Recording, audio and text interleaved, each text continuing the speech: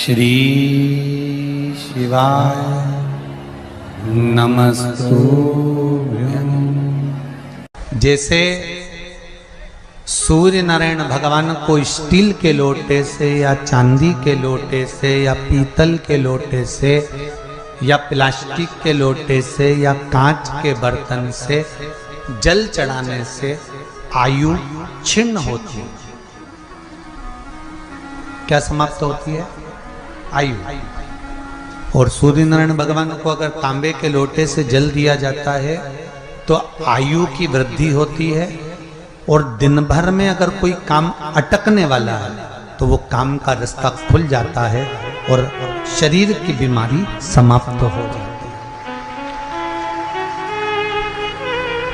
शरीर की बीमारी समाप्त हो जाती है। अब एक बात सावधानी से सुनिएगा, शायद शिव महापुराण के माध्यम से अभी तक ये बात सामने नहीं आई, पर शिव पंचायत कथा में आ रही है। जितने आस्था चैनल पर कथा सुन रहे हो, जितने फेसबुक और यूट्यूब पर सुन रहे हो, और जितने इस छत्तीसगढ़ की पावन धरा पर बैठकर सुन रहे हो, बहुत सावधानी से सुनना। एक प्रश्न हमारे भीतर खड़ा होता है, जब हम सूर्य नारायण भगवान को अर्घ देते हैं, जल चढ़ाते हैं, तो वो जल पृथ्वी पर जब गिरता है तो उसके छींटे हमारे शरीर पर लगते हैं। क्या वो ठीक है? क्या वो श्रेष्ठ है? तो शिव महापुराण की कथा कहती है, जब हम सूर्य को अर्घ देते हैं, सूर्य को जल चढ़ाते हैं, वो पानी जब पृथ्वी पर गिरता है, उसके छींटे हमारे शरीर पर लगते हैं, तो वो श्रेष्ठता का भाव निर्मित करते हैं। वो गलत नहीं हो सकता। कारण अब वो भी समझ लीजिए।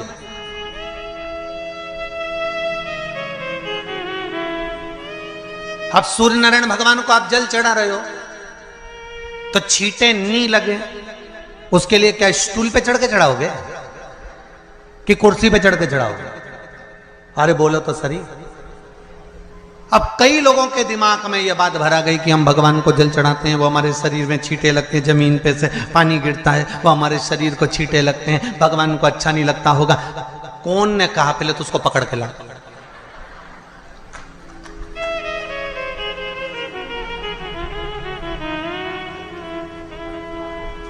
क्योंकि मेरे राम जी महाराज, मेरे भगवान कृष्ण,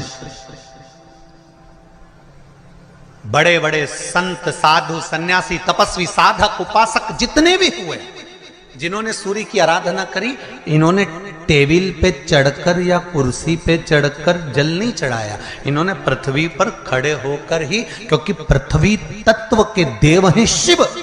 जब हम मृत्यु लोक पर खड़े होकर, पृथ्वी पर खड़े होकर भगवान शंकर का भाग पृथ्वी तत्व को धारण कर कर जल को हाथ में लेकर जब समर्पित करते हैं, और जो जल नीचे गिरता है वो शरीर पर अगर लगता है तो हमको उसका आशीर्वाद ही प्राप्त होता है, दोष नहीं लगता। पर लोगों ने इसको विपरीत कर दिया। कि कौन ने विपरीत करा? कई लोगों ने इसको विपरीत कर दिया। कौन ने विपरीत करा? तो जो दूसरे धर्म के लोग होते हैं, जिनको हिंदू धर्म से नफरत होती है और जो हिंदू धर्म की पूजन, सेवा, अर्चना को समाप्त करना चाहते हैं, वो धीरे धीरे धीरे धीरे कहने लगे कि सूर्य को जल चढ़ाओगे तो शरीर में लगेगा, शरीर में लगेगा तो दोष लगेगा। इसको कह कहकर घर घर में सूर्य को जल चढ़ाना लोगों ने बंद कर दिया कि आप जल चढ़ाएंगे तो दोष लगेगा, शरीर पे छींटा लगेगा, शरीर को ऐसा लगेगा। ये दोष नहीं है। कितनी सुंदर बात है महाराज। सूर्य नारायण भगवान को जब जल चढ़ाया जाता है, हाथ सिर से 8 इंच की दूरी पर होना चाहिए। जम के बोलिए, सिर से कितना ऊंचा होना चाहिए? 8 इंच ऊपर अपना हाथ होना चाहिए मस्तक से सूर्य को जल चढ़ाते समय। और ना चांदी का, ना स्टील का, ना लोहे का, ना प्लास्टिक का, ना कांच का, ना सोने का कोई बर्तन, ना कांसे का, ना एल्युमिनियम का, ना पीतल का, केवल एक पात्र होना चाहिए, वो है तांबे का। काय का पात्र होना चाहिए? तांबे का पात्र। और सूर्य नारायण भगवान को जब 8 इंच ऊपर तुम्हारा हस्त है, और जब हम सूर्य को जल चढ़ा रहे हैं, कैसे जल चढ़ाना है वो भी समझ लीजिए। अगर कोई कैंसर का मरीज है, जिसके चेस्ट में कैंसर आ गया हो, लेफ्ट में राइट में कहीं पर कैंसर आ गया हो, या कोई गठान आ गई हो, तो महाराज आप जल चढ़ाते समय उस जल की धार को सूर्य भगवान को जब चढ़ा रहे हो, तो धार आपकी गठान की ओर जाना चाहिए, जिससे सूर्य की किरण उस जल में से आपके उस स्थान पर पड़े, उस जगह पर पड़े जहां पर गठान है। महाराज आप लगातार जल तो चढ़ाना चालू करो, अच्छे अच्छे डॉक्टर फेल हो जाएंगे और कह देंगे गठान ठीक हो गई। आपका लीवर और किडनी गड़बड़ कर रहा है, आप प्रतिदिन आपका स्वास्थ्य गड़बड़ रहता है, आप प्रतिदिन ये ज्योतिष शास्त्र के अंतर्गत, रत्न शास्त्र के अंतर्गत, ये रत्न शास्त्र, ज्योतिष शास्त्र, रंग शास्त्र जो हमारे यहाँ है, रंगों के हिसाब से ये जितने रत्न होते हैं, माणिक हुआ, मोती हुआ, नीलम हुआ, मूंगा हुआ, पुखराज हुआ, ये क्यों कहते हैं ये पीला है, ये सफेद है, ये नीला है, ये लाल है, इसको शरीर में क्यों पहनाते हैं? उसका कारण होता है कि जब शरीर में पहनते हैं, सूर्य की किरण उसमें पड़ती है, हमारे शरीर पर वो कलर का इफेक्ट पड़ता है, उस कलर को शरीर पर लगता है, और शरीर पर लगता है तो हमारा शरीर धीरे धीरे, हमारी जो इंद्रियां हैं वो सही होने लगती हैं, काम सही होने लगती है। और सूर्य नारायण भगवान का दर्शन साधारण नहीं, जो जल तुम चढ़ा रहे हो, वो जल की जो धार आ रही है उसमें सूर्य का दर्शन होना चाहिए, तो कैंसर की बीमारी कभी नहीं हो सकती। लीवर, किडनी, हार्ट, आपके हार्ट में अगर तकलीफ है, डॉक्टर ने कह दिया कि इसमें नस चोक है, आपको कहीं ना कहीं छल्ला डलेगा, आपको कह दिया इसमें कुछ ना कुछ प्रॉब्लम आ रही है, आप सूर्य को अर्घ देना चालू कर दो, सूर्य को जल चढ़ाना चालू कर दीजिए। आप सूर्य को जल चढ़ाओ, वो जल की जो तरंग आ रही है, वो जल जो निकल कर जा रहा है, उसकी जो किरण आपके हृदय पर, आपकी छाती पर पड़ रही है, नाड़ियों में पड़ रही है, नसों में पड़ रही है, उसका बल देखो तो सही। 1 महीना लगातार चढ़ाओ, तो 15 दिन 20 दिन कर तो देखो। क्यों राम जी महाराज जल चढ़ाते थे? क्यों भगवान कृष्ण जल चढ़ाते थे सूर्य को? क्यों दशरथ जी महाराज जल चढ़ाते थे? क्यों कश्यप ऋषि जल चढ़ाते थे सूर्य को? सारे 33 कोटि देवता, सारे ऋषिवर, साधु संत सन्यासी तपस्वी साधक उपासक सब भगवान सूर्य को अर्घ दिया करते थे। क्यों देते? किस लिए?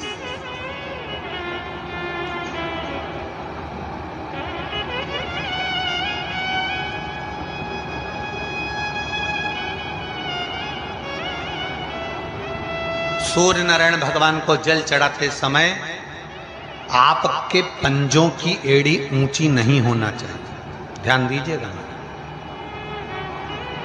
आपका पंजा पांव का पूरा की पूरा जमा होना चाहिए भूमि पर। हाथ कितने इंच ऊपर? 8 इंच ऊपर होना चाहिए। जल जो गिरे, सूर्य की किरण, सूर्य का दर्शन उस जल की रोशनी में करना चाहिए। क्या होगा उससे? जिस बच्चे को आंख में चश्मा लगा हो, मोटे से मोटा चश्मा लगा हो, छूट नहीं रहा हो, तो थोड़े दिन उसको सूर्य का अर्घ चढ़वाना चालू कर दो और जल में से सूर्य का दर्शन कराना चालू कर दो। सूर्य का दर्शन जल में से 2 महीना 2.5 महीना बहुत है, आंख की रोशनी बढ़ जाएगी, चश्मा हट जाएगा। आप कर देखिए। अब एक प्रश्न और खड़ा होता सूर्य को अर्घ देने। गुरुजी, पंचदेव पंचायत में सूर्य नारायण भगवान शंकर की पंचायत में हैं। सूर्य नारायण को हम फ्लैट में रहते हैं, हम फ्लैट के अंदर रहते हैं, तो हम फ्लैट में रहते हैं, हमारे यहाँ अगर छज्जा नहीं है, हमारे यहाँ जगह नहीं है, तो हम सूर्य को अर्घ कैसे दें? तो महाराज खिड़की तो होगी। अगर घर में फ्लैट में पानी ढुलेगा और आप लोग नहीं समेट सकते तो एक बाल्टी रख लो, एक पात्र रख लो, पर सूर्य नारायण भगवान को अर्घ देकर रोशनी शरीर पर पड़ना चाहिए। जिंदगी में कभी कोई बड़ी बीमारी नहीं आ सकती। कितने लोग देते हैं सूर्य को अर्घ? जरा हाथ उठाओ। बहुत बढ़िया, बहुत जोरदार। पुरुष लोग भी देते हैं ना, चाहे बच्चे से बच्चा हो, बच्चों के हाथ में भी एक लोटा पानी पकड़ाओ।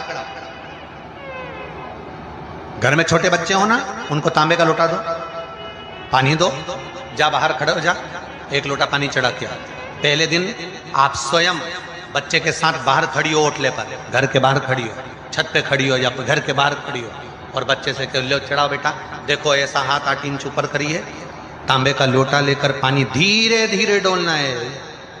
जैसे वो स्लो मोशन के सीन नहीं होते नाटक में, ये एकदम धीरे धीरे, बस नहीं तो मालूम पड़े छोरा छोरी एक साथ उंडेल के नहीं। जल चढ़ाते समय उस पानी में से सूर्य की किरण पड़ना चाहिए, सूर्य की।